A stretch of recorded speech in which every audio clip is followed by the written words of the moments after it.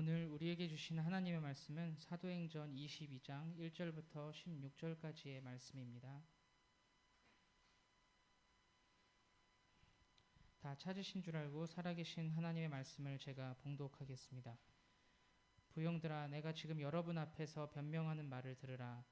그들이 그가 히브리 말로 말함을 듣고 더욱 조용한지라 이어 이르되, 나는 유대인으로 길리기아 다소에서 낳고 이 성에서 자라 가말리엘의 문화에서 우리 조상들의 율법에 엄한 교훈을 받았고 오늘 너희 모든 사람처럼 하나님께 대하여 열심히 있는 자라. 내가 이 돌을 박해하여 사람을 죽이기까지 하고 남녀를 결박하여 옥에 넘겼노니 이에 대제사장과 모든 장로들이 내 증인이라.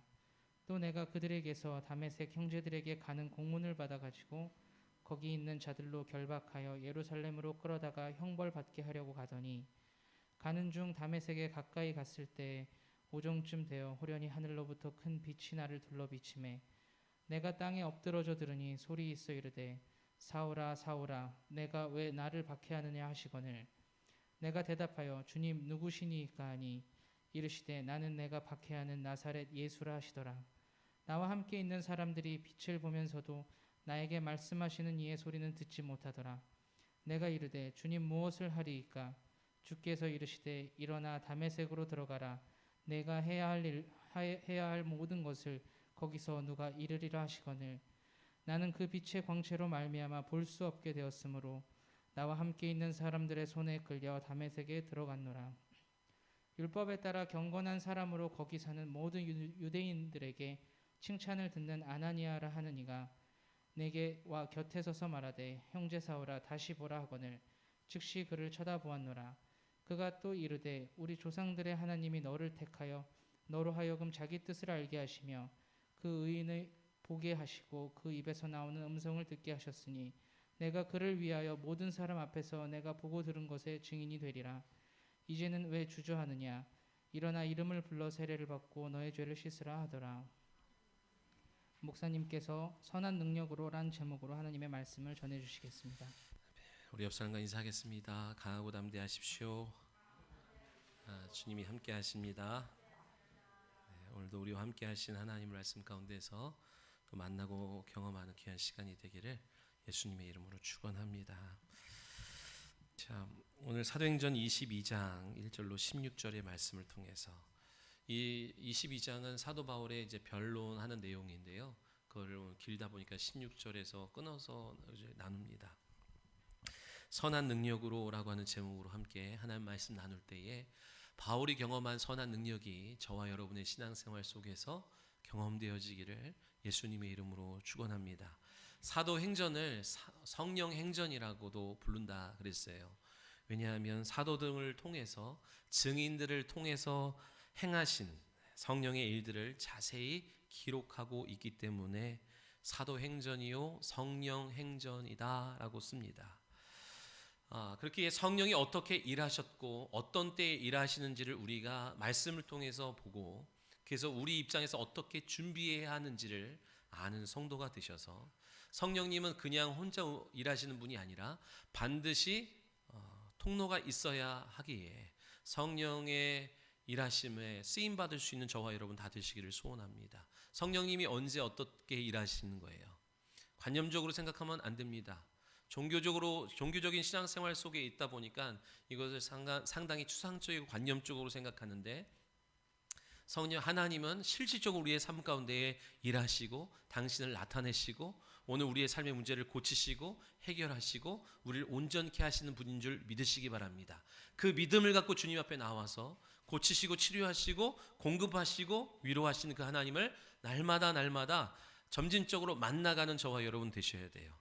성령 하나님은 어떻게 일하세요? 언제 일하세요?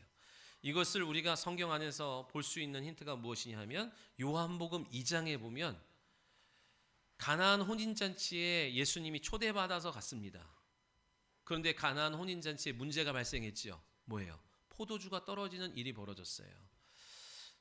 정말 가장 중요한 결혼 혼인잔치에 가장 중요한 것은 포도주인데 그것이 떨어져서 이제 어려운 상황 속에 있었어요. 그 상황, 그 형편을 속에서 문제가 해결될 길을 알았던 것은 누구예요? 마리아지요. 예수님의 어머니 마리아가 그래서 예수님께 부탁합니다. 이만저만한 상황인데 이것을 좀 해결해 주세요. 그때 예수님이 단번에 뭐라고 말씀하시냐면 나와 무슨 상관이 있냐 그래요. 그 주님의 온유하신 성품이 어떻게 이렇게 냉정하게 딱 잘라 말합니까? 그때의 마리아가 한 것이 우리가 주목해야 되는데 뭐예요? 종들을 지켜서 주님이 뭐라고 말씀하시든지 그대로 순종하라 그래요. 즉 주님이 일하시기 위해서는 성령 하나님이 우리 가운데 일하시려면 뭐가 준비돼야 돼요? 종이 준비돼야 돼요. 성령 하나님은 우리 가운데 왕으로 임하시는 분인 것을 믿으시기 바랍니다. 왕이 막 돌아다니면서 뭘 하는 것이 아니라 그는 말씀하시고 그 말씀에 순종하는 종들이 있어야 되는 거예요. 아멘. 하나님이 저와 여러분의 가정에 왕으로 오시기를 소원합니다. 내가 주인이 아니고 아내가 남편이 자식이 주인이 되지 않고 하나님이 성령 하나님이 주인 되어 주시려면 내가 종의 모습으로 자세로 준비되어 있어야 돼요. 그래야 성령이 나를 통로 삼아서 나를 성령이 통과하는 그 인생을 통하여 일하시는 거예요. 성령이 붙잡을 만한 사람이 되어야 돼요. 아멘. 그렇게 성령이 바울을 붙잡고 저와 여러분을 붙잡아서 주의 일들을 능히 감당하게 하실 줄 믿습니다. 신앙생활을 농사에 비유하곤 합니다. 농사는 사람의 노력으로만 되지 않지요. 뭐가 같이 가야 돼요? 하늘에 하나님의 도우심이 같이 가야 되는 것이 농사예요. 아멘. 그러니까 농사는요, 인간의 노력 플러스 뭐가 돼야 돼요? 하나님의 도우심으로 만들어지는 작품이에요. 그러니까 여러분, 저 들녘에 농사를 짓는 사람도 그렇고 또 자식 농사도 똑같습니다. 부모의 노력만으로 하율이가 잘 커요? 아니요. 하나님의 도우심이 있어야 되는 거예요. 믿으시면 아멘. 농부는 그 사실을 믿어야 돼요. 그러니까 여러분, 농사만큼 때가 중요한 게 어디 있습니까? 파종할 때가 있고 가지 쳐야 될 때가 있고 약 쳐야 될 때가 있고 열매를 솎아줘야 될 때가 있고 봉지를 싸줘야 될 때가 있고 다 때가 있어요. 때가. 하늘의 때를 놓치면 풍성한 열매를 못 맺습니다. 아멘. 그 때를 알게 하시는 것이 누구예요? 성령 하나님이에요. 그래서 그 때에 맞춰 우리가 순종함으로 주님이 이뤄놓으신 것을 우리의 삶에 실질적으로 경험하게 하시는 분이 성령님이신 것을 다 믿으시길 바라요. 전도서 3장에 천하범사에 다 때가 있대요. 심을 때가 있으면 거둘 때가 있고 울 때가 있으면 웃을 때가 있다는 거예요. 그 때를 믿는 저와 여러분 되셔야 돼요. 그래서 농부는 부지런합니다. 농부는 부지런한 거예요. 왜? 내가 하고 싶을 때 하는 게 아니라 성령의 하늘의 뜻에 맞춰서 일해야 하기 때문에 부지런한 거예요. 그래서 주님은 디모데후서 2장에 말씀하는 것처럼 수고하는 농부가 곡식을 먼저 받는 것처럼 제자들에게 명령하셨어요. 농부의 삶을 본받으라고 말씀하셨어요. 자, 오늘 본문의 내용은 바울의 설교예요. 바울의 변명이면서도 설교예요. 긴 내용에서 잘랐는데 그 16절까지의 내용을 보면서 오늘 여기서 우리에게 주시는 하나님의 메시지가 무엇인지를 각자 심령 위에 주님이 주시기를 소원합니다. 오늘 우리가 여기서 봐야 될 것의 핵심은 무엇이냐면 사도 바울을 붙들고 쓰고 계신 성령 행전이라고 했잖아요. 사도 바울을 붙들고 쓰고 계신 주님의 그 일하심을 오늘 보아야 되는 거예요. 그가 죽을 위기에 지난주에 죽을 위기에 있었는데 그 죽을 위기 가운데 하나님이 건지시고 그 건지심을 통하여 끝까지 하나님이 맡겨주신 그 사역을 감당하는 바울의 모습을 보면서 저와 여러분에게도 맡겨주신 게 있다는 것을 믿으셔야 됩니다. 아멘. 여러분이 태어나기도 전에 하나님이 여러분에게 직분을 주셨어요. 우리가 예수 그리스도를 믿음으로 하나님의 자녀가 될 때 비로소 그 주어진 모든 인류의 사람들은요, 태어날 때 다 직분을 갖고 태어납니다. 근데 하나님의 자녀가 안 되면 그 직분을 써보지도 못하고 끝나는 거고, 그렇죠? 사도 바울이 뭐예요? 태중에서 모태에서 나를 택정하셨다. 이건 구원을 택정한 걸 말하는 게 아닙니다. 직분으로 하나님 내가 너를 쓰겠다고 택정했어요. 여러분도 다 쓰겠다고 하나님 택정했는데 그 하나님의 믿음 앞에 하나님의 요구에 거절하기 때문에 그 사명에 영혼의 복이 되는 사명에 쓰임받지 못하고 살아가다가 끝나는 인생이 되기도 하고 믿음으로 복 있는 자가 되어 하나님의 부르심 앞에 나와 순종하여 그 사명을 끝까지 감당하여 영광의 자리에 거하는 사람이 있는 거예요. 다 나뉘어집니다. 사랑하는 성도 여러분, 나는 뭘까? 하나님 내게 뭘 맡기셨을까? 여러분, 혼자 있을 때든 기도할 때든 길을 걸을 때든 차를 운전할 때든 하나님 앞에 물어야 돼요. 여러분, 한 사람 한 사람에게 다 하나님이 주신 계획하신 계획이 있음을 믿으시기 바랍니다. 그 일들을 끝까지 감당하는 게 뭐다? 성령이 우리를 붙들어 주지 않으면 끝까지 감당 못해요. 지금 사도 바울을 붙들고 사도 바울에게 주신 사명을 끝까지 감당하게 도우시는 성령님을 오늘 말씀 가운데서 보기를 원하는 거예요. 1절의 내용 이렇게 보니까 뭐예요? 변명하는 말을 들으라 그래요. 간략한 내용이 그거예요. 아시아에서 내려온 유대인들이 바울을 고발했어요. 그리고 거기 있는 유대인들, 율법에 열심히 있는 사람들을 선동해가지고 바울을 죽이도록 막 했습니다. 근데 그 위기 속에서 하나님이 천부장과 백부장, 로마의 정부를 통하여 그를 위기 가운데서 벗어나게 하셨어요. 좀 전에 죽도록 맞아가지고 죽을 위기에 있던 그가 천부장과 백부장의 손에서 건진받았거든요. 조금 전에 맞은 데가 아직도 통증이 가라앉지 않은 그 상황 속에서 지금 안토니오 요새의 난간 위에 서가지고 바울이 담대하게 여전히 지금 씩씩거리고 있는 그 사람들을 향하여 전하지 못한 말들을 담대하게 전하고 있어요. 자, 1절에 볼까요? 1절에 내가 지금 여러분 앞에서 변명하는 말을 들으라 그래요. 여러분, 바울이 지금 안토니오 요새의 난간 위에 서서 하는 이 변명은 죽지 않으려고 하는 변명도 아니고 요 위기에서 어떻게 좀 모면하려고 하는 변명도 아니고 나의 그 억울함을 해결하기 위해서 구차하게 변명하는 것이 아니라 자기에게 주어진 사명을 끝까지 완수하기 위하여 변명하는 거예요. 어떻게 여러분, 어떻게 자기를 죽이겠다, 자기를 막 혈안이 된 그 사람들 앞에 다시 자기의 육체의 안위를 생각하지 않고 다시 거기에 설 수 있었던 이유가 뭐예요? 성령이신 거예요. 성령. 그를 붙들고 있는 성령인 거예요. 이 변명이라는 단어가 원어에서 보니까 아폴로기아라는 단어를 쓰거든요. 이게 변명하면 우리가 좀 이렇게 뭐 구차하게 뭐 그런 뉘앙스가 느끼지만 아폴로기아라고 하는 이 원어의 뜻을 보면은 변호한다 하는 거예요. 변론한다 하는 거예요. 지금 바울이 누구를 변론하는 거예요? 보기에는 자기를 변론하는 것 같고 보기에는 자기의 지난날의 행동들을 변호하는 것 같지만 바울이 고백하죠. 나는 죽고 그리스도만 내 안에 있다 그러잖아요. 자기를 변호하는 게 아니라 자기 안에서 새 일을 행하시고 자기를 붙들고 쓰시는 그분을 변호하고 있는 거예요. 나타내고 있는 거예요. 여러분, 성령님의 이름이 뭐예요? 보혜사 성령님 그래요. 보혜사란 뜻이 뭐라 그랬어요? 변호자라고 하는 겁니다. 성령님이 보혜사로서 변호자로서 오셔서 누굴 변호하시는 거예요? 예수 그리스도를 변호하시는 거예요. 예수 그리스도의 모든 말씀이 진리인 것을, 그분이 하나님이 보내신 독생자인 것을, 그분이 우리의 죄를 사하여 주신 것을, 그죠? 그분이 우리를 구원해 주셨다는, 그분이 행하셨던 모든 3년 반 공생애 가운데 행하셨던 모든 것이 참이요 진리라는 것을 누가 알게 해주신 거예요? 누가 변호해 주시는 거다고요? 성령님이.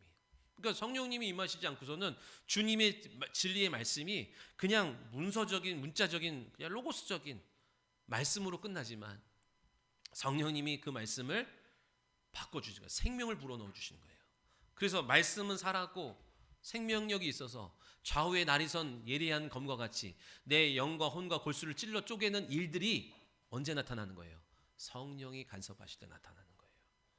그래서 너가 입고 있는 그 말씀, 네가 말씀에 순종하는 그 말씀이 주님이 기뻐하시는 말씀이고 그 말씀에 순종한 너에게 내가 표적과 증거를 보여줄 거야. 그렇게 말씀하시는 거예요. 그러면 여러분, 예수님은 뭐예요? 예수님도 보혜사죠. 그렇죠? 누구의 보혜사예요? 하나님의 보혜사예요. 하나님을, 보이지 않는 하나님을 나타내고 증거하고 그 하나님의 사랑과 공의를 증거하기 위해서 오신 분이 누구라고요? 보혜사 예수님인 거예요. 그 예수님을 변호하기 위해서 누가 오셨고? 성령님이 오셨고, 그 성령님이 혼자 일하시는 게 아니라 예수 그리스도의 이름을 영접한 우리 안에 들어오셔서 증인된 삶을 사는 거예요. 저와 여러분 뭘 하시는 거예요? 우리도 변호자예요. 뭐가? 당신이 믿은 그분이 우리의 죄를 구원하실 분이다 하는 거예요. 2000년 전에 예루살렘에서 죽으신 그분이 나와 당신들 똑같이 죄에서 구원할 것이고 하나님의 자녀 삼아 주셨다는 것을 여러분이 증거해 주셔야 돼요. 변호해 주셔야 돼요. 믿으시면 아멘. 그죠? 바울의 이런 용기가 지금 어디서 나왔어요? 바울이 자기를 죽이겠다고 막 달려들고 폭력을 행사하던 그들 앞에 다시 서서 담대하게 이룰 수 있었던 것은 선한 능력이에요. 성령의 능력인 줄 믿으시기 바랍니다. 여러분, 성령이 우리 가운데 임하시면 너희가 권능을 받는다 그랬어요. 이 권능은 뭐예요? 천군 천사를 말하는 거예요. 저와 여러분이 성령이 임하시고 주의 일을 감당할 때 충만한 권능들이 하늘에서 보이지 않는 영적 세계에서 움직인다는 사실을 믿으시기 바래요. 성령이 임하시면 너희가 권능을 받고, 이 권능은 두나미스 그래요. 다이나마이트가 나온 어원이에요. 폭발력이 있게 하나님의 능력의 손을 상징하는 거예요. 두나미스. 흥분한 폭도들 앞에서 두려워하지 않고 담대하게 전할 수 있었던 것은 바울이 충만한 성령에 사로잡힌 거예요. 성령의 충만함에 있는 거예요. 하늘의 군대의 충만함이 바울을 붙잡아 주는 거예요. 여러분, 신앙생활 가운데에 천사를 인정하지 않으면 손해보는 것 엄청나게 많습니다. 그냥 관념적으로 상상 속에서 있는 천사건이라고 생각하면 여러분의 신앙생활에 엄청난 손해를 많이 보는 거예요. 은연중에 이렇게 성도들 물어보면 귀신은 있다고 믿는데 천사는 있을까? 뭐 이런 얘기도 하고, 천사가 진짜 있어요? 뜬금없이 그런 얘기를 하는 경우들도 있어요. 영적 존재는 보이는 것은 보이지 않는 것으로부터 시작된 것을 믿으시기 바랍니다. 보이지 않는 세계에 영적 존재들이 있다는 사실을 믿으셔야 돼요. 이 보이는 이 세상 온 우주 만물을 누가 만들었게요? 만든 존재가 있어야 될 거 아닙니까? 그죠? 그 만든 존재가 있어요. 이 보이는 세계의 것을 만들기 위해서 하나님이 먼저 영적 존재를 만드시고 그들로 하여금 하나님의 말씀에 순종하는 불가시적 존재들로 하여금 하나님이 빛이 있으라 하실 때 빛을 만드시고 빛을 만들기 시작하고, 그렇죠? 궁창을 만들고 땅을 만들고 다 그 일들에 순종하여 일하는 영적 존재들이 있다는 사실을 믿으셔야 여러분의 신앙생활에 능력 있는 신앙생활을 감당하게 될 줄 믿으시기 바랍니다. 잠언 4장 23절에 무릇 지킬 만한 것보다 네 마음과 생각을 지키래요. 왜냐하면 생명의 근원이 거기서 난답니다. 자, 그럼 물어볼게요. 여러분의 마음과 생각을 여러분이 지킬 수 있습니까? 여러분 지킬 수 있어요? 지킬 수 있는 범위도 있지만 못 지키는 거 많습니다. 그렇죠? 여러분, 부부가 사랑해서 결혼했는데 왜 바람을 피웁니까? 왜 바람 피워요? 생각과 마음을 못 지켜서 그래요. 여러분 마음에 드는 생각이 있을 거 아니에요. 결혼했는데도 그죠? 그런 부정한 생각이 들죠. 생각이 들어오는 거 여러분 어떻게 해요? 행동은 못했지만 이미 가늠했을 수도 있어요. 내가 못 지켜요, 여러분. 내가 지킬 수 있다고 생각하는 것은 큰 오산입니다. 곧 넘어집니다. 선한 생각, 선한 마음. 여러분 항상 복은 선한 생각, 선한 마음, 선한 자리에 있어야 돼요. 언제까지? 열매 맺을 때까지. 그 자리에 있을 때 하나님이 주시는 복이 있다고요. 근데 원수마귀는 절대로 여러분이 그 자리에 있지 못하도록 환경과 형편으로 흔들어댑니다. 선한 생각, 선한 뜻 가운데 거하지 못하도록. 그래서 다 선한 생각, 선한 뜻을 품었다가 낙심하면서 다 떨어뜨려 버리는 거예요. 그래서 열매가 없는 겁니다. 원수마귀는 그렇게 흔들어대는 거예요. 그 흔들어대는 우리의 이 땅에서의 생활 속에서 권능들이 뭐 하는 거예요? 저와 여러분의 마음을 붙잡아 주는 거예요. 아멘. 악한 길로 가지 않도록, 처음 품었던 하나님의 그 뜻을 내가 잃어버리지 않도록 내가 결심하고 다짐하고 되어지지 않고 성령의 권능들이 우리의 마음을 굳건하게 붙잡아 주는 거예요. 믿으시기 바랍니다. 그래서 결과적으로 우리의 삶을 복되게 만들어요. 여러분, 천사가 우리 가운데 임했을 때에 성령이 우리 가운데 임하지만 저와 여러분이 부지런히 주의 일을 하지 않으면 권능들이 많지가 않아요. 우리가 보통 뭐 수호 천사 이렇게 막 한둘밖에 없어요. 근데 더 많은 권능이 필요한 거예요. 귀신을 내어 쫓지 못하는 제자들이 시간이 지나서 주님이 오셔서 그 문제를 해결하시고 주님 앞에 묻습니다. 주님, 왜 우리는 못했습니까? 기도 외에는 이런 이유가 나갈 수 없다고. 기도로 부지런히 주의 사역을 감당할 때에 무엇이 주어져요?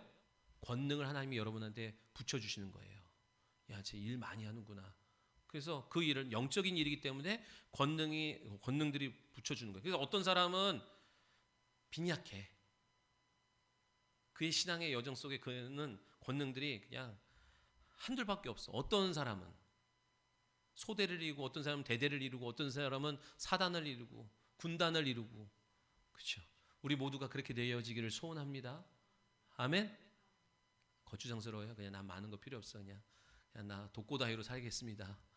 그러지 않기를. 이래도 안 웃고 저래도 안 웃으면 나 대체 어떻게 하는 거예요? 천사가 우리를 도울 때 나타나는 반응이 있어요.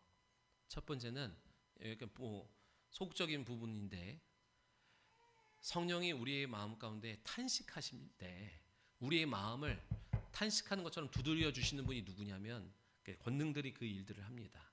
성령이 딱 봤어. 우리 안에 들어오신 성령이, 야, 기도해야 되는데 앞에 영적인 세계에서 앞에 문제들이 찾아오고 도사리고 있는데 그건 모른 채 육체의 것만 몰두하고 살아가는 우리 안에서 계속 탄식하시는 거예요. 성령이 탄식하시면 그 반응을 천사들이 와서 우리의 마음 가운데 막 두들겨 주는 거예요. 이유를 알 수 없이 답답할 때, 불안할 때, 여러분 천군 천사가 여러분 마음을 막 두들고 있는 거예요. 뭐 하라고? 기도하라고. 앞일을 대비하라고. 믿으시면 아멘. 보다 더 긍정적인 반응은 뭐예요? 우리 안에 말할 수 없는 기쁨이 샘솟고요. 어떠한 상황과 형편 속에서도 담대해지게 하십니다. 우리의 마음을 붙잡아 주셔서. 믿으시면 아멘. 엘리야가 살던 도단성에 누가 찾아와요? 아니, 아람 군대가 그들을 에워쌉니다. 아람 군대가 치밀하게 계획을 해가지고 공격을 하면 기가 막히게 대비를 하는 걸 보면서, 야, 우리 안에 분명히 간첩이 있어. 그렇지 않고서는 이거 아무한테도 말 안 하고 한 건데 어떻게 쟤들이 저렇게 잘 대비를 해? 그랬더니 어떤 사람이 말하지요. 그 이스라엘에는 엘리야라는 사람이 있는데 그 사람은 우리가 이불 속에서 말한 것도 다 압니다. 그래? 그러면 그를 죽이면 우리가 승리하겠구나. 그래서 어느 날 아람 군대가 이 도단성을 에워쌌어요. 한 사람 잡겠다고 군대가 동원됐어요. 아침에 일어난 게하시가 창문을 열고 밖을 딱 내다보는 순간 기겁을 하는 거예요. 아람 군대가 이 도단성을 완전히 포위해버린 거예요. 부들부들 떨고 있는 이 게하시에게 엘리야가, 걱정하지 마, 염려하지 마. 그들보다 우리와 함께한 수가 더 많어. 무슨 소리입니까? 그때 엘리야가 기도하지요. 그래서 이 게하시의 눈을 열어주는 거예요. 그랬더니 뭐가 보여요? 불말과 불병거가 비교할 수 없을 만큼 어마어마한 하나님의 군대가 그들을 에워싸고 있다는 사실을 보게 되면서 뭐가 와요? 평강이 와요. 기쁨이 와요. 담대함이 오는 거예요. 여러분, 세상이 우리를 힘들게 만들어요. 두렵게 만들어요. 그래서 염려, 근심, 걱정, 불안과 초조함으로 내가 주님의 말씀보다 앞서게 만들어요. 그럴 것을 주님이 아셔서 제자들과 오늘 우리에게 뭐라고 말씀하세요? 담대해라. 담대해라. 내가 세상을 이겼어. 담대해라. 내가 세상을 이겼어. 내 이름과 내 믿음을 갖고 나아가면 내 승리를 너희도 맛보리라 하셨어요. 약속하셨어요. 여러분, 담대하십시오. 담대하십시오. 주님이 다 이기셨어요. 아멘. 이것이 믿음으로 여러분 영혼 가운데 자리 잡기를 소원합니다. 2절부터는요, 성령의 충만함을 받은 그 권능에 붙들려서 여러분 엘리야처럼 850대 1에서도 담당했던 이유가 성령께서 그를 권능으로 붙잡아 주고 계셨던 것처럼 오늘 바울도 성령이 내주하셔서 권능으로 그를 붙잡아 주시니까 그들 앞에 서서 담대하게 변론을 하는 거예요. 자, 히브리 말로 변론을 합니다. 이 언어는 복음이 건너가는 수단이 됩니다. 지금 바울이 5개 국어에 능통했다 그러거든요. 보통 역사학자들이. 근데 지금 사람들은 저가 헬라 사람들을 위해서 부지런히 다니는 걸 보고 헬라 말로 하겠지 생각했는데 히브리 말로 하더라는 거예요. 왜 그래요? 오늘 복음이 선교사님들이 와가지고 영어로 먼저 하지 않고 이 나라의 언어를 배워서 이 나라의 언어를 통하여 복음을 넘어가는 다리로 사용했던 것처럼 바울도 지금 전하고자 하는 그 메시지도 중요하지만 그 메시지가 온전히 잘 전해지고 와닿게 하기 위해서 그들의 말로 전하기 시작해요. 그러면서 내 출신과 내 배경과 내가 어떤 환경에서 자랐는지를 쭉 설명합니다. 나도 유대인이고 너희처럼 유대인이고 나도 길리기아 다소에서 나왔고 나도 율법의 열심이었고 가말리아의 문화생이었던 당시 유대교 사람들이 아주 존경하던 그런 학자 밑에서 가르침을 받은 제자였다라고 말하면서 무슨 얘기를 하는 거예요? 나도 너와 같다. 우리 한 형제다. 동질성을 계속 강조하는 거예요. 오늘 저와 여러분이 복음을 전할 때에 이것도 필요합니다. 아멘. 그 사람의 언어로 그 사람의 환경 속에서 우리가 접근할 수 있기를 바랍니다. 그런데 그건 주가 아니에요. 그건 주가 아니에요. 그러니까 목사보다 성도가 보다 더 전도를 잘하게 돼 있어요. 나는 태어나서 주구장창 교회만 있다 보니까 교회 용어로만 쓰는 거야. 그래 가서 가끔 완전히 불신자한테 가서 기도할 때도 꼭 교회에서 기도하는 것처럼 기도해서 뭔 소리인지 못 알아들을 수도 있을 것 같고 막 그런 생각이 들어요.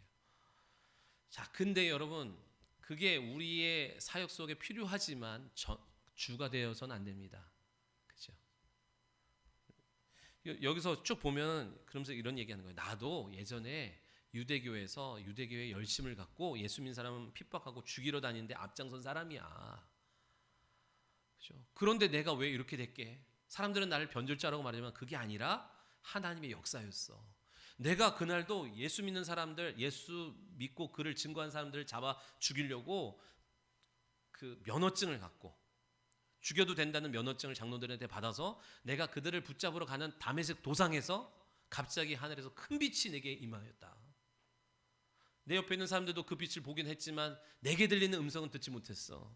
그러면서 하늘로부터 음성이 들렸어. 사울아 왜 나를 핍박하느냐. 그때 내가 물었어. 당신은 누구십니까? 나는 네가 핍박하는 예수라는 음성을 내가 똑똑히 들었어. 그리고 난 볼 수가 없었어. 그리고 10절에 보니까 주님 내가 그러면 어떻게 해야 됩니까? 라고 물을 때 주님이 뭐라고 말씀하셨냐면 아나니아라는 사람이 너에게 네 할 일을 알려줄 거야 라고 말씀하셨어. 그리고 아나니아를 만났고 그가 내 머리에 안수함을 통하여 가려진 눈이 벗겨지게 되었지. 아나니아는 유대교 사람들에게 존경받고 칭찬받는 사람이었어요. 하나님은요 바울의 회심을 바울 안에서 독자적으로 행하지 않으려 하시고 어떻게 하셨어요? 증인을 두셨어요. 그의 회심이 하나님으로부터 온 회심인 것을 알게 하시고자 증인을 두셨다 얘기예요. 하나님이 행하신 일들에는 반드시 뭐가 따르냐면 증거와 표적이 따릅니다. 왜요? 거절과 거부와 안 믿는 사람들이 있기 때문에 그래요. 오병이어의 기적 속에 왜 12광주를 굳이 남겨요? 그렇게 먹고 나서도 안 믿어요. 남겨놓은 것을 보심을 통하여 우리에게 다시 한번 상기시켜 주시는 거예요. 하나님이 일하시는 데는 반드시 뭐가 따른다고요? 표적이 따르고 증인이 있어요. 근데 놀라운 재미난 건 뭐냐? 아나니아라고 하는 너희도 알고 나도 아는 그 아나니아라는 사람이 증인인데 결과적으로는 이들이 받아들여요? 안 받아들여요? 안 받아들여요. 표적과 증거는 누구에게 주신 거예요? 믿는 자에게 주신 거예요. 믿는 자에게. 믿고자 하는 자에게 하나님은 그 믿음을 더 온전하고 견고하게 해주기 위해서 날마다 표적으로 증거로 내가 너와 함께하고 있고 내가 너의 기도를 들었고 내가 너의 믿음을 알아. 하나님은 그렇게 반응하십니다. 근데 믿음이 없는 사람에게는요 죽은 사람이 살아나도 안 믿어요. 그 원래 그 오진한 거예요. 오진한 거. 그렇죠? 원래 살아날 사람이었어. 뭐 이게 죽지도 않았어. 다 그렇게 믿어요. 여러분 믿음이 먼저예요? 아는 게 먼저예요? 닭이 먼저예요? 달걀이 먼저예요? 닭이 먼저죠. 창조사역에서 닭이 먼저죠. 믿음이 먼저예요? 아는 게 먼저예요? 힘써 여호와를 알라. 그건 누구에게 하신 거예요? 믿음이 있는 자에게 하신 거예요. 여러분 내가 알아서 지식으로 논리적으로 알아서 믿어지는 일은 절대로 없습니다. 하나님의 진리의 말씀은 여러분이 무슨 수로 동정녀 탄생을 설명할 것이고, 무슨 수로 오병이의 기적을 설명할 것이고, 무슨 수로 홍해 갈른 것을 설명할 거예요. 그게 안 되니까 홍해를 갈랐다는 게 뭐 갈대가 갈라졌다고 하는 인본적인 해석밖에 안 나오는 거예요. 믿어야 됩니다. 네가 믿었냐? 믿고자 하는구나. 내가 그 믿음에, 너의 그 믿음에 내가 화답할게. 네 믿음이 진짜라는 것을 내가 보여줄게. 하나님은 거기에 표적을 주시는 거예요. 증거를 주시는 거예요. 믿으시면 아멘. 그러니까 여러분 제자리에 앉아서 한번 해봐요. 내가 그럼 믿을게. 이러면 하나님은 절대로 일하지 않습니다. 여러분이 믿음의 의지를 드릴 때에 그 믿음에 화답하셔서 더 선명한 증거로 여러분의 믿음을 견고하게 하신 줄 믿으시기 바라요. 아멘. 그래 오늘 이게 지금 16절까지의 내용이에요. 여러분은 이제 우리가 주목해야 될 게 뭐냐면 사도 바울이 다메섹 도상에서 가다가 누굴 만나요? 예수님을 만났대요. 회심했어. 그게 어떻게 됐다고요? 선한 능력으로, 성령의 능력으로. 여러분 보세요. 사도라고 하려면 조건이 있어야 돼요. 무슨 조건이 있어야 돼요? 예수님과 동고동락하면서 예수님께 직접 가르침을 받아야 돼요. 그리고 십자가와 부활을 목격해야 돼요. 그 사람을 사도라고 칭해요. 근데 예수님은 아니 사도 바울은 예수님과 동고동락 했어요? 했어요? 십자가와 부활을 봤어요? 못 봤어요. 근데 그는 봤대요. 어떻게 본 거예요? 성령으로, 선한 능력으로, 시간과 공간을 초월하셔서 오늘 내 곁에서 내 귓가에서 말씀하시듯이 말씀하시는 게 성령님인 거예요. 그래서 엄밀히 따지면 사도적인 권능을 갖고 일하는 증인이 된 거예요. 저와 여러분도 우리가 제자 훈련을 하지만 하루 나와가지고 그냥 성경을 읽고 나누고 한다고 제자 훈련 되는 게 아니라 동고동락 해야 됩니다. 근데 우리가 각자 가정이 있는데 어떻게 동고동락해요? 우리가 동고동락해서 되어지는 게 아니라 성령과 함께 동고동락하는 삶을 사셔야 돼요. 아멘. 교회에서 말씀의 자리에서 나눈 것이 내 삶의 가정과 형편 속의 상황 속에서 경험되어지고 체험되어지는 그런 동고동락의 시간이 되어야 되고, 그때 주님이 우리에게 2000년 전에 짊어지신 십자가를 보게 하시고 사흘 만에 부활하신 주님을 만나게 하시는 것을 믿으시기 바랍니다. 아멘. 예수님이 이 땅에 오셔서 성경을 기록하셨어요. 말씀하신 것을 제자들이 성경으로 기록하셨죠. 그걸 뭐라고 말해요? 기록된 말씀이라 그래요. 그 기록된 말씀이 하얀 건 종이고 검은 건 글자인데 그대로 둘 거냐, 아니면 그 생명의 말씀이 내 영혼을 바꾸고 새롭게 할 것이냐, 이거는 어디에 달려 있는 거예요? 성령님께 달려 있는 거예요. 믿으시면 아멘. 말씀이 살아서 내 영혼을 찔러 쪼개는 일들, 옛것, 상처, 거짓된 것들을 분리해내는 일들은 성령이 진리의 말씀으로 내 영혼에서 일하고 계신 줄 믿으시기 바랍니다. 그러니까 여러분은 전제로 뭘 해야 돼요? 부지런히 말씀을 들어야 됩니다. 소가 풀을 뜯듯이 계속 들어야 돼요. 그러면서 정한 짐승이 말씀을 되새김질하는 것처럼 여러분이 말씀을 되새김질하고 묵상하는 과정 속에서 성령이 그 말씀 갖고 여러분 심령을 찔러 쪼개는 일들을 이루신 줄 믿으시기 바랍니다. 뭘 먹은 게 있어야 뭐 되새김질을 하든 말든 할 거 아닙니까? 매 듣는 게 세상 것이고 매 듣는 게 세상적 가치관으로 막 나를 충만하게 채웠으니까 뭐를 되새김질해요? 어떻게 하면 더 집을 넓힐 것인가? 어떻게 해야 더 잘 될 것인가? 어떻게 해야 더 즐거울 것인가? 육적인 것에만 몰두하게 되죠. 근데 하나님은 말씀이 여러분 묵상되어질 때 그 말씀 가운데 함께 하신 줄 믿습니다. 그렇게 성령이 임하시면 그때부터 생각의 구조가 달라지고 말이 달라지고 고백이 달라지고 듣는 게 달라지고 내 안에 있는 생명을 전하지 않을 수 없게 돼요. 에스겔서 47장의 말씀을 나눴던 것처럼 성전의 강단으로부터 물이 흘러서 생수의 강이 흘러서 닿는 모든 곳이 회복되어지는 것처럼 이것은 믿는 자들에게 주실 성령을 뜻한다 그러죠. 여러분 이번 주도 여러분은 각 처소로 나아가셔야 될 거 아닙니까? 그죠? 하나님이 원하시는 것은 여러분이 나아가는 모든 그곳에 살아계신 하나님의 은혜와 평강과 생명이 흘러가길 원하시는 거예요. 아멘? 믿으시면 아멘. 아니 그럴 형편은 못 되더라도 믿으시면 아멘. 아멘? 내 기분, 내 감정 갖고 나아가잖아요 우리는. 그래서 어둡게도 하고 내 기분 따라 밝아지기도 하지만 그거는 하나님이 기뻐하지 않는 거예요. 내가 제자훈련 때 어떤 분한테 내가 간증한 거였어요. 제가 어떤 드라마 유튜브를 딱 보다 어떤 드라마 짤로 된 드라마를 잠깐 봤어. 근데 거기서 감동을 받았어. 아 그래. 어떤 감동이냐면 그래. 내가 우리 아내한테 좀 더 잘해야지. 그 남편이 되게 잘하더라고요. 잘해야지. 더 잘해줘야지. 명절 때 어떻게 하면 더 잘해줄까 막 이런 생각을 했어요. 그래가지고 어떻게 하면 더 잘해줄 수 있는 생각하면서 여보 뭐 명절 때 어떻게 할까 막 이런 얘기를 했다고요. 근데 그 다음날 내가 딱 기도하는데 기도의 자리에서 하나님이 나한테 딱 말씀하시기 뭐라고 말씀하셨냐면 너를 움직이는 동인이 뭐냐. 내가 아내한테 잘해주는 게 뭐 잘못된 거 아니잖아요. 잘못된 거 아니죠. 근데 하나님은 너를 움직이는, 너를 감동케 해서 너를 움직이는 그것이 나는 그런 것이 되길 원치 않아. 내 말씀에, 내 명령에 순종함으로 움직이는 온전한 종이 되길 원해. 하나님은 내가 이번 주에 경험한 거예요. 하나님, 그게 아무리 좋은 것 같아도 그거를 움직이는 근본적인 이유와 원인이 하나님은 항상 말씀이 되길 원하시는 거예요. 믿으시면 아멘. 하나님은 여러분도 마찬가지입니다. 여러분 뭐 때문에 움직여요? 뭐 때문에 가요?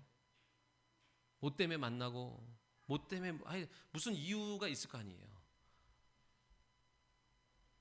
하나님은 여러분의 주인 되신 하나님은 네가 움직이는 것, 네가 행동하는 것, 네가 말하는 모든 그 근본의 중심이 내가 있기를 원해. 이게 아버지 마음입니다. 오늘 그 하나님의 뜻을 여러분 오늘 깨닫는 여러분 되시기를 바라요. 여러분 예수 믿고 좋은 게 있어요? 예수 믿어서 좋아진 게 있어요? 지은 집사님 예수 믿고 좋아진 게 있어요? 내가 선택하지도 않았어. 선택은 했지만 어릴 적부터 내가 예수 믿는 부모 밑에서 태어나서 특별한 선택권 없이 그냥 믿어오고 있어요. 누가 물어봐야 될 거, 물어보면 대답해야 될 거 아니에요. 이제 시온이가 물어보면 대답해야 될 거 아니에요. 내가 예수 믿어서 좋은 게 뭐예요? 사람들은 예수 믿으면 손해본다고 생각하는 게 대체적으로 많아요. 시간도 뺏기고 물질도 뺏기고 나의 여가 생활도 뺏기고 나의 그 개인적인 즐거운 모든 것들을 다 내려놔야 된다고 하는, 꼭 절에 들어가는 사람들처럼 내가 예수를 믿으면 많은 걸 포기해야 된다는 생각이 되게 대체로 많아요. 그럼 여러분한테 예수 믿어서 좋은 게 객관적으로 뭐냐 물을 때 베드로전서 3장 15절에 너희 속에 임한 거, 너희 속에 있는 소망에 관한 이유를 묻는 자에게 대답할 것을 항상 준비하라 그랬어요. 베드로 사도가 너희 속에 있는 그 소망에 관한 이유를 묻는 사람이 있을 텐데 말할 것을 준비하라. 여러분 물어볼게요. 예수 믿어서 뭐가 좋아졌어요? 부자가 됐어요? 질병이 치유됐어요? 승진되고 높아졌어요? 그거는 예수 믿고 그럴 수도 있고 안 그럴 수도 있어요. 그거는 절대적이지 않습니다. 어떤 사람의 시간표 속에서 어떤 사람은 나는 예수 믿어서 부자가 됐네. 그래서 어떤 사람은 그때가 아니라 더 뒤일 수도 있고 그래서 절대적인 기준이 될 수 없어요. 여러분 예수 믿어서 좋은 게 뭐냐고 묻는 사람들에게 성경적인 객관적인 답을 해줄 수 있어야 되잖아요. 그렇죠? 막연하게 그냥 천국 간다니까 그것이 아니라 뭐가 좋아졌냐는 거예요. 성경적으로 오늘 성경은 우리에게 말씀하시는데 첫 번째 내가 예수 믿어서 좋은 것은 무엇이냐면 하나님을 아버지로 부를 수 있게 됐대요. 아멘? 별로 안 와닿아. 그건 뭐 아버지라고 부르는 게 뭐 대수야. 하나님과 우리는 원래 원수 관계였습니다. 그래서 하나님을 두려워했고 두려워서 빛으로 다니지 않고 어둠 가운데 다녔고 어둠 가운데 다니면서 얻게 되는 수많은 잡다한 질병과 문제 속에서 우환질고를 겪게 됐던 게 우리의 형편이었어요. 그런데 예수 그리스도를 믿음으로 말미암아 그 이름을 영접한 자에게 하나님의 자녀가 되는 권세를 주셔서 이제 예수님이 화목제물 되어 주셔서 창조주 하나님을 나의 아버지라 부를 수 있는 권리가 생겼어요. 믿으시면 하면. 어떤 아버지예요? 모든 걸 내줄 만한 친정 아버지 같은 거예요. 육신의 아버지, 여러분 이제 걸림돌이 된다고요. 왜? 우리 아버지는 그렇게 자상하지 않았어. 우리 아버지는 일찍 떠나서 그 아버지의 걸 경험 못했어. 여러분, 그거를 경험하게 하실 분은 성령님이신 거예요. 육체의 부모를 통해서, 육체의 부모는 하나님을 바라보는 창이 되긴 하지만 그 창을 원수마귀가 다 깨버리는 일들을 지금도 하고 있는 거예요. 그래서 하나님을 온전히 바라보지 못하게 방해하지만 오늘 성령께서 다 회복시켜 주실 줄 믿습니다. 뭐를 구해도 다 주기를 원하시는 것이 아버지예요. 여러분은 아버지 이름을 불러야 돼요. 기도하다가 아무것도 기도가 안 나오면 그냥 아버지 불러야 돼요.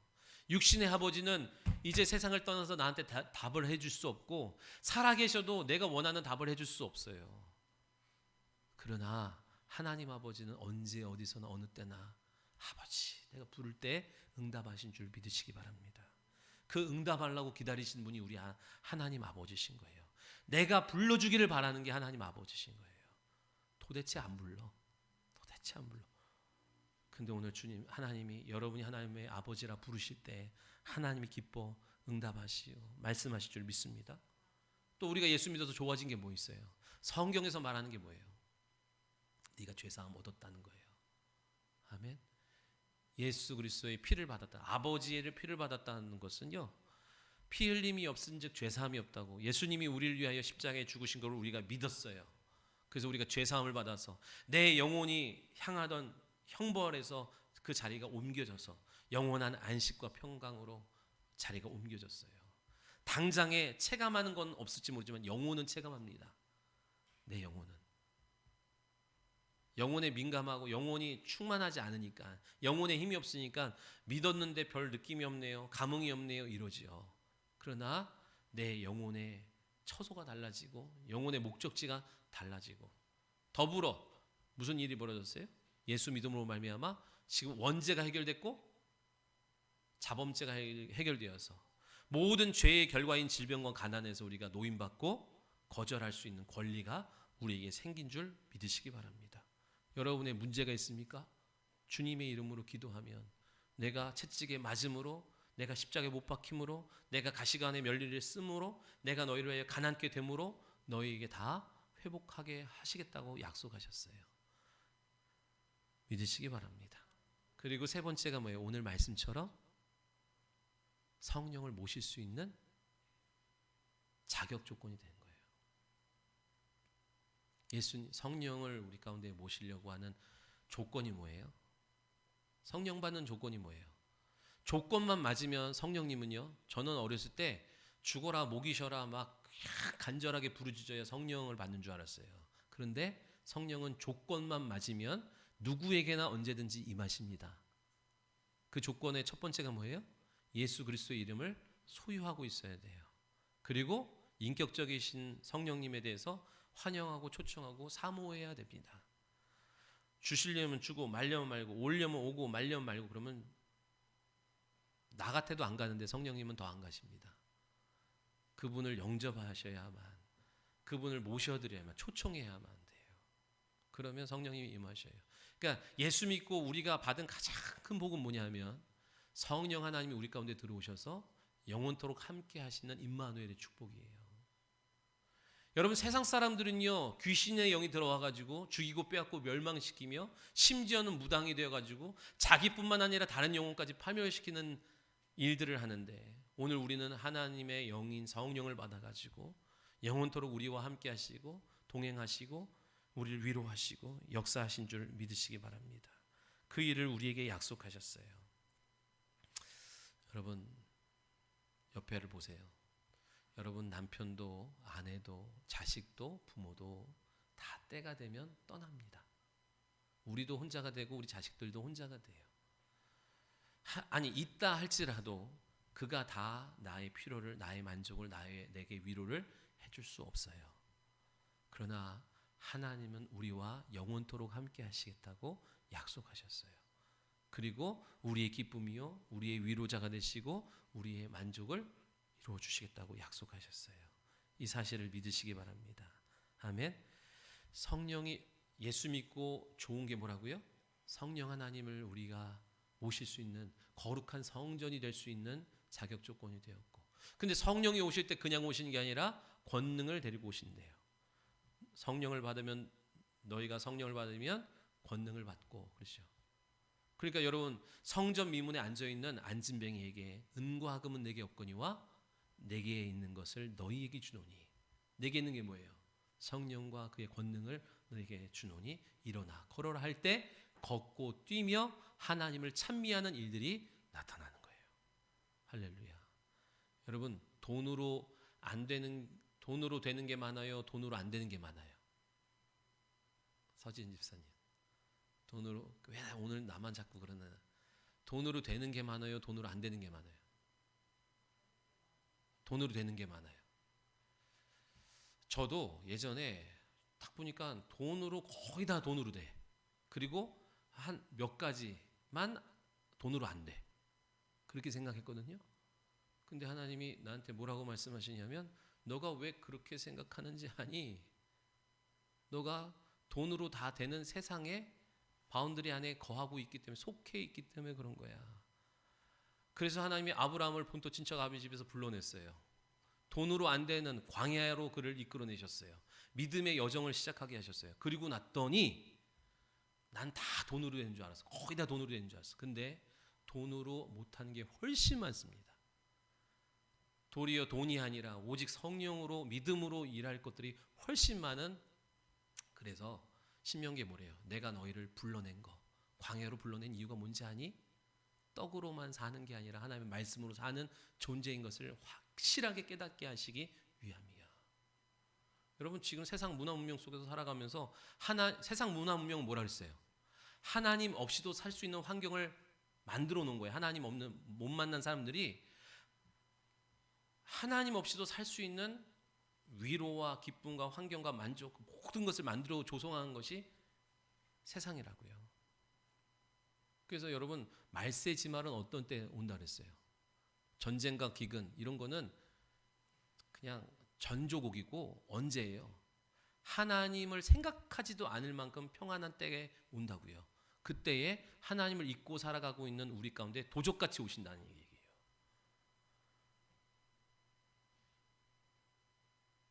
돈으로 돼. 그거는, 그래서 주님이 오늘 여러분 불러내십니다. 불러내세요.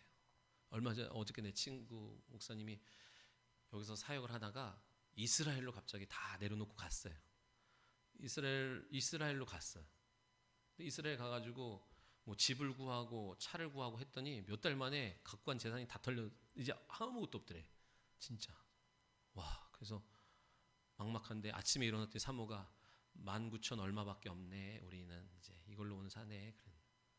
근데 지금까지 이제 한 1년 있다 다시 이제 한국으로 들어와가지고 아무것도 없는 상태로 여기 있는 거 정리해서 갔다가 다시 왔는데, 그러면서 하나님이 어떻게 먹이시고 하나님이 어떻게 입히시고 온전히 하나님만 바라보게 하는 과정 속에서 지금까지 부족함 없이 왔대요. 여러분, 그렇게 살기 싫죠? 싸 짊어져 놓고 안전빵으로 통장 좀 넣고 적금도 넣어놓고 보장된 거 있고 이렇게 살고 싶은 게 우리 다 공통된 마음이잖아요. 근데 하나님이 쓰시려니까 먼저 뭐부터 하시는 거예요? 그거 없이도 살 수 있는 거, 내가 너를 책임진다는 거, 너가 믿기를 원해. 하나님이 누리지 못하고 그런 건 잘못됐다는 게 아니에요. 그러나 너가 그걸로 사는 존재가 아니라 말씀으로 사는 존재인 것을 먼저 알아야 돼. 근데요, 그 바운드리 안에서는 그걸 몰라요. 그래서 복 있는 사람들 하나님이 불러내시는 거예요.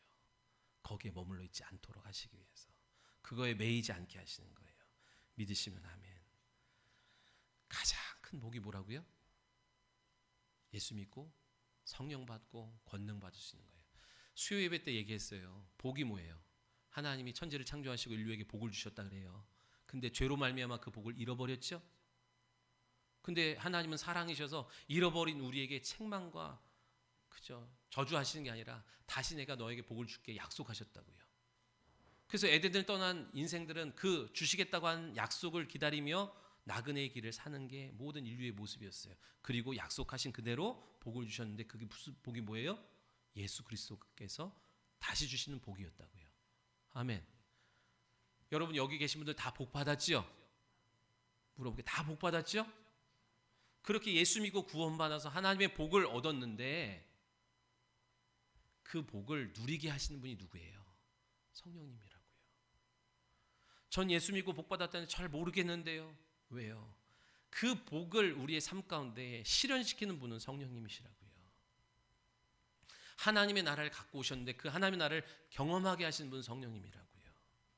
그러니까 여러분이 예수 믿고 구원받아 하나님의 자녀가 되어서 그것으로 만족하는 것이 아니라 오늘 이 땅에서 하나님의 나라를 경험하도록 성령을 보내주신대요. 이게 복이 아니고 뭐겠습니까? 그렇죠? 여러분 예수 믿고 구원받은 것으로 만족하지 마십시오. 여러분에게 하나님이 주고자 하는 것은 무궁무진해요. 솟아나는 샘물처럼 날마다 새로운 것을 여러분에게 먹이고 이쁘고 경험하고 체험하고 감격하고 감탄하며 하나님만 예배하고 경배하고 찬미할 수 있도록 하나님이 불어넣어 주신 것을 믿으시기 바랍니다. 여러분 우리가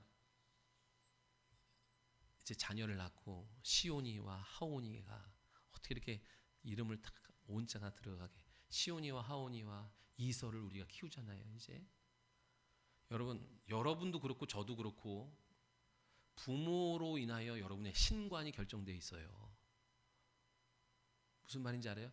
내가 이럴 거다 저럴 거다가 아니라 부모 밑에서 부모 그늘 아래서 크면서 우리 안에 신관이 딱 세워진다고요. 그러다가 예수를 만난 사람이 있고 그러면서 인격적으로 하나님을 더 깊이 만난 사람이 있지만 먼저 신관이 부모의 그늘 속에서 딱 결정됩니다. 근데 여러분이 예수 믿는데 하나님의 자녀인데 엄마라고 말할 때는 의미가 있어요. 엄마가 돈 하면 이 아이의 영혼에 다혜리의 영혼에 하나님의 자리에 돈이 싹 올라가 버립니다. 그럼 그때서부터 인생이 복잡하게 꼬여요. 복잡하게 꼬여요. 그러니까 내가 뭐를 심어주냐에 따라서 반드시 거기에 따른 결과가 열매들이 나타나요. 뭘 심어줄 거예요? 하나님을 예배하고 경외하고 인정하는. 그러니까 여러분 신앙 교육은 말로 되는 게 아니잖아요. 부모의 모습을 보고 느끼면서 배우는 거예요. 믿으시면 아멘. 그렇죠? 여러분 자녀에게 뭐 물려줄 거예요? 자녀에게 신앙의 유산을 물려줘야 돼요. 아멘. 뭐 물려줄 거예요? 무엇을 물려준들 그 아이에게 그것이 보혜사가 될 수 없어요. 영원토록 그를 지켜주고 보호해주고 진리로 인도해주지 않아요. 오늘 저와 여러분이 다 신앙의 유산을 물려주기를 예수님의 이름으로 축원합니다. 마지막으로 어떤 목사님이 우리 교단에 총회장을 지내주신 목사님의 간증을 내가 들었어요. 그분의 아버지가 작은 시골교회 목사님이셨대. 근데 일찍 돌아가셨대. 근데 그 목사님 그 아들을 돌아가실 때 임종 전에 아들을 불러서 봉투를 하나를 딱 주시더래. 땅 문서인가 뭔가 뭔지 모르겠지만 근데 받았대. 그리고 아버님이 돌아가시고 나서 장례를 치르고 나서 그걸 딱 봤대요. 거기에 백지에 작은 글씨로 몇 글자가 써있더래. 뭐라고 써있냐면 아들아 네가 어딜 가든지 하나님이 너와 함께 하신다. 아들아 네가 어딜 가든지 하나님이 너와 함께 하셔. 임마누엘의 하나님 유일하게 줄 수 있는 게 가장 큰 거예요. 근데 그걸 주고 그래서 그분이 간증하는 거예요. 내가 그 모든 아버지를 일찍 여의고 아무것도 물려주시지 않았지만 오직 그 임마누엘의 하나님을 내 마음에 신앙의 유산으로 믿고 왔노라. 그러면서 가는 곳마다 생수의 강에 흘러서 모든 것을 소생시키듯이 하나님이 내가 가는 곳곳마다 함께 하셔서 오늘의 자리에 이르기까지 되었노라 간증하는 것을 듣게 됩니다. 여러분 뭘로 키울 거예요? 이제 눈물로 키워야 돼요. 우리 어머니가 나 어릴 적에 꼭 새벽 예배 갔다 오면 자는 나를 붙들고 기도를 하셔요. 그때는 그게 되게 짜증났어요. 자는데 나한테 너무 큰 부담감이었어. 근데 그것이 또 오늘을 사는 능히 사는 능력인 거예요. 모든 물은 위에서 아래로 떨어지지만 유일하게 기도의 눈물만 아래에서 땅에서 하늘로 위로 올라가 하나님의 보좌를 하늘 문을 여는 축복의 능력이 된대요.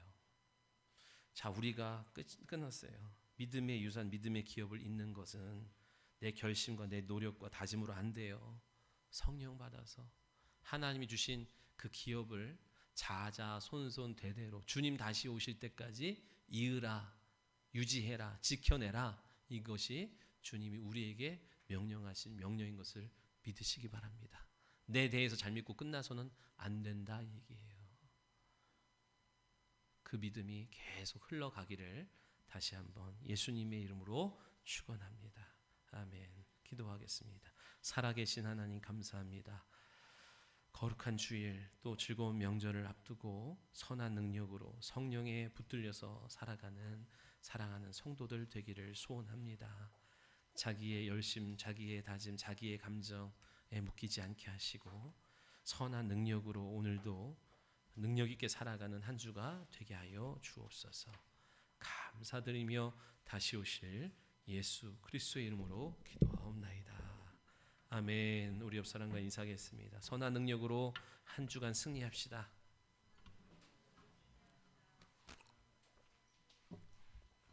우리 다 함께 일어나셔서 선한 능력으로 우리 찬양하고 축도함으로 우리 모든 예배 마치도록 하겠습니다.